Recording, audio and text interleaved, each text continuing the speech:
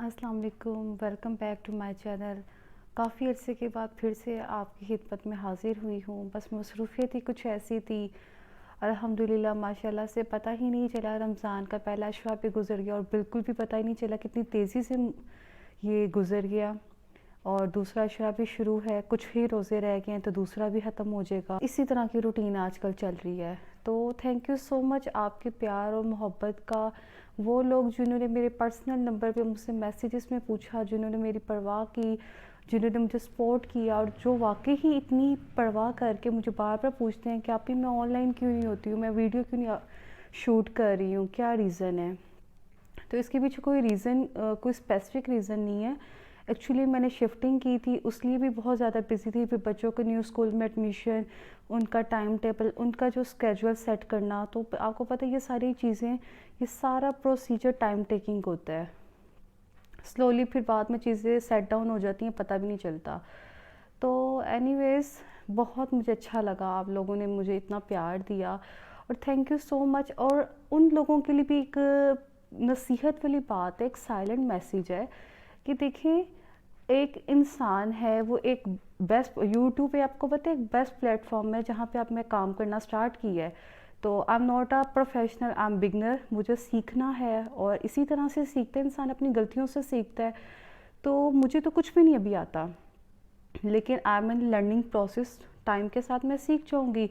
तो जो लोग करेज करने की बजाय डिस्करेज करते हैं, क्रिटिसाइज़ करते हैं, उनके लिए एक मशवरा है, अगर आपने किसी को कुछ समझा और सिखा नहीं ना सकते तो आपको कोई राइट नहीं आप किसी पे पॉइंट आउट करो। आप किसी की मतलब के ना ऑफिशियल जेलिसी मैं मान सकती हूँ, हो सकती है। अभी तो मैं मैदान में आई ही नहीं हूँ, तो पहले से ही मुझे इस तरह से लेट डाउन कर रहे हैं, ये मेरे लिए बड़ी एम्बैरेसिंग है। मुझे दुख भी बहुत हुआ। लास्ट डेज में बहुत ज़्यादा इस कंडीशन में सफ़र कर रही थी।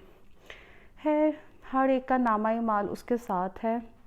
मैंने अपने लिए कुछ बाउंड्रीज स्पेसिफाई की हुई हैं कि इन बाउंड्रीज़ में रह के मुझे काम करना है, चाहे वो मेरी कोई भी फील्ड है। मेरी पर्सनल लाइफ है, मेरी एकेडमिक लाइफ है, मेरी अपनी प्रोफेशनल लाइफ है, या फिर मेरी एक ये मेरा पैशन भी बन चुका है कि मैं चाहती हूँ कि मैं इस प्लेटफॉर्म पे काम करूँ, इस प्लेटफॉर्म में अपना नाम कमाऊँ। तो slow and steady wins the race. अल्लाह ताला पे यकीन रखें, आप अपने शरीयत, अपने रिलीजन, अपने मज़हब के अकॉर्डिंग चलेंगे, इंशाअल्लाह ताला अल्लाह ताला आपकी ज़रूर सुनेगा। हर कदम में अल्लाह ताला कामयाबी देते हैं, ठीक है। चलें, रमज़ान के रोज़े कैसे जा रहे हैं मुझे सब ये बताएं, कमेंट्स में ज़रूर बताया करें। आपकी जो भी मोहब्बत होती है, प्यार होता है, अपना कमेंट्स में बताया करें मुझे। और अगर आपने कोई फरमाइश करनी है, कोई स्पेसिफिक कोई भी आपने रेसिपी की फरमाइश करनी, तो वो भी मुझे बताएं। आज आपके साथ छोटी सी शॉर्ट सी रेसिपी शेयर करते हैं, इंस्टेंट चॉकलेट शेक। आप घर में बहुत 2 मिनट में कैसे बना सकते हैं।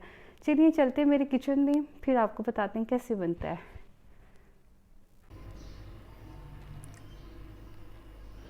व्यूवर्स, ये हमारी फाइनल लुक है।